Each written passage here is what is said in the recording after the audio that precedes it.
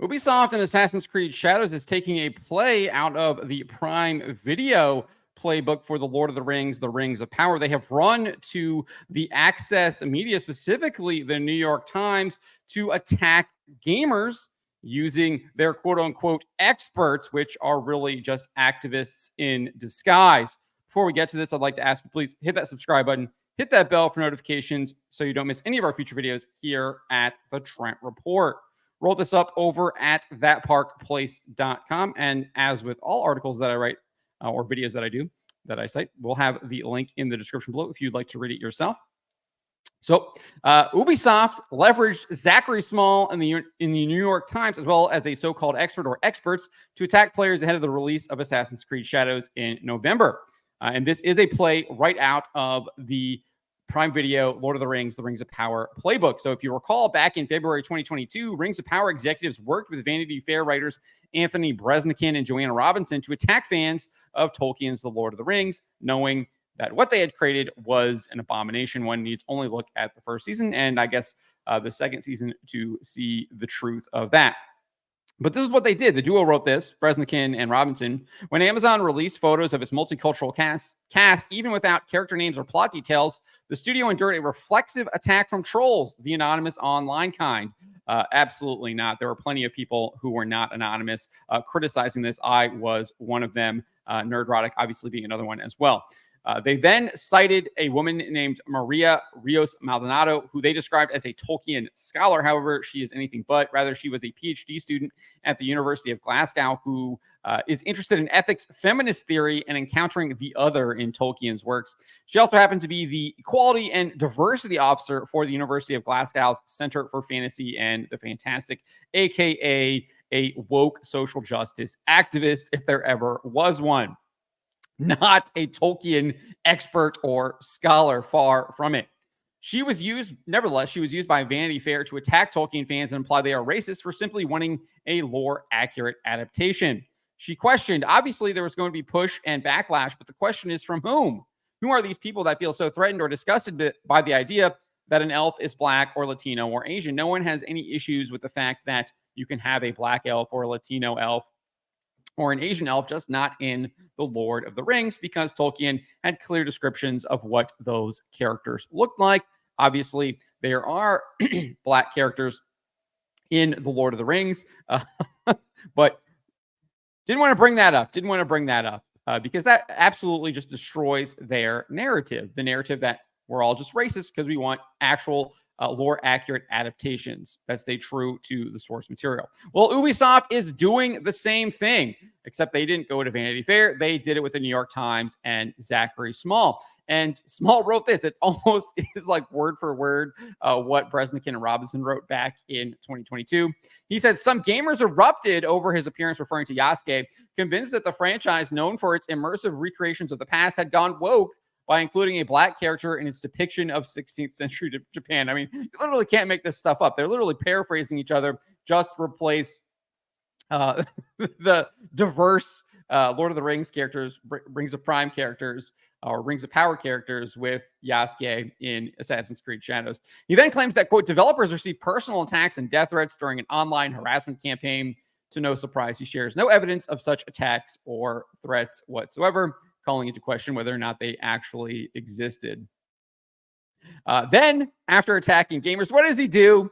He weaves a false narrative that has already been refuted for months by citing historian Yu Hirayama, who is an admitted communist. So just like Vanity Fair cited Maldonado, a clear woke activist, he's citing this historian who is literally an admitted communist. I'm not going to go into the guy's like history. I've already kind of covered that in a previous article.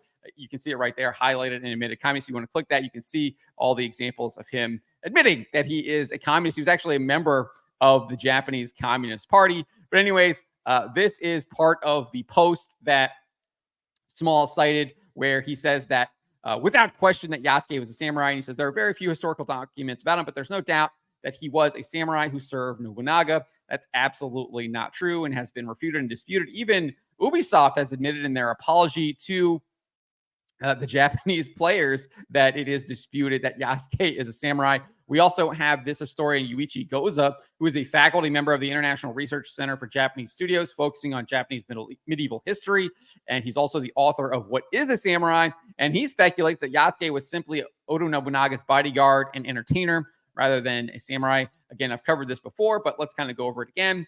He was asked by Japanese website, the Sankai Shinbun, what kind of person was Yasuke and was he samurai or not? And Goza said this: there are very few historical records about Yasuke, so it is difficult to say. The history of Yasuke has not been the subject of much research, in part because the history of personalities is not the mainstream of historical studies. In the 15-volume Nobunaga Koki in the collection of the Sankai Kaku Bunko, which is one of the biographies of Nobunaga Koki, a chronicle of Nobunaga's life, there is a description of Nobunaga giving Yasuke a sword and a house, indicating that he treated him as a samurai. However, this is something that only appears in this biography among the dozens of manuscripts of the Nobunaga Chronicle, and we cannot deny the possibility that it was added later when the manuscript was transcribed. He continued saying, also, even if he was a samurai, he may have been a formality. For example, in the Edo period, feudal lords who were fond of sumo had their own personal wrestlers. Formerly, they were treated as vassals or samurai and allowed to wear a sword. But even if a war broke out, it was not expected that the feudal lords would allow their retainers to fight on the battlefield. So that is what he had to say there. As I said, I have a much more in-depth article on that, going into more of his comments about Yasuke and whether or not he believes he was a samurai. But not only did Small cite the communist Hirayama, but like Vanity Fair with Maldonado, he cited Kazuma Hashimoto, who he describes as a Japanese consultant and translator in the video game industry. Hashimoto told Small this: it was people in the West who were upset with seeing Yasuke as a samurai. So they're saying that people like me are the ones that were going in and basically using translators to create Japanese comments in Japanese and post them on like the Japanese YouTube videos that Ubisoft was uploading. I mean, this is absolute bogus. It doesn't make any sense. Even Small basically refutes this narrative because he admits that Ubisoft apologized to Japanese players. I mean, he literally wrote this in the article. I mean, you can't make this stuff up. I mean, these people really think that we're stupid. And we're just going to buy these narratives that they're pushing hook, line, and sinker, even though their own narrative is completely contradictory, makes absolutely no sense. I mean, he literally wrote this. After the online blowback, the game's development team attempted to assuage concerns about the game's authenticity, apologizing in a lengthy statement for promotional materials that it said had bothered some Japanese audiences. So even Ubisoft is saying that they pissed off Japanese players, yet this guy that he's citing is saying that it's just people in the West that are mad. Like, well, you can't even make this stuff up.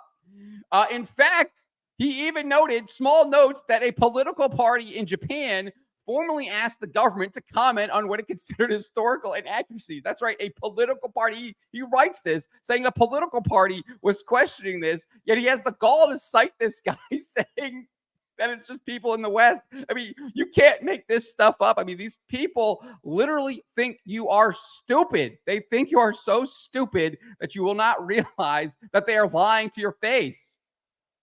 Lying to your face. That's what these people are doing. It's disgusting. It's absolutely disgusting.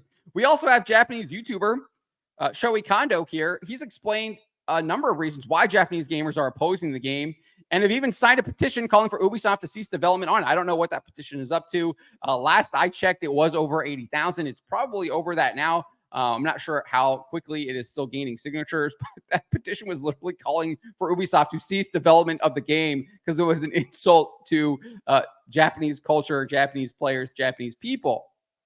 And this is what he said in his video. He says, we are protesting marketing DEIs, historical distortions stemming from their disregard for Asians and their arrogance and discriminatory responses to protests from Japan. He also says that he focuses his video on what he describes as the biggest attempt to distort history or Japanese history. That is the legendary samurai they claim, Yasuke. So literally a Japanese gamer who gets tens of thousands of views on his videos is literally saying one of the issues that he has a problem with is Yasuke. And you got the New York Times trying to say, it's just the people in the West who are upset. I mean, you can't make this stuff up, man. Like I said, I mean, these people hate you. They're going to lie straight to your face. You've got Ubisoft running to the New York Times to do this. This is clearly a hit piece, clearly coordinated with Ubisoft. If you go to the New York Times, they do cite a number of Ubisoft executives that they interviewed for that article. This was clearly coordination, in my opinion. And this is what Ubisoft thinks of you. They think that they're going to just lie straight to your face. You're going to believe everything that they say, hook, line, and sinker, even when their own narrative falls apart paragraph to paragraph, when it's obvious that they are just straight up lying to you, and they're using activists, they're using literal communists to try and push this narrative.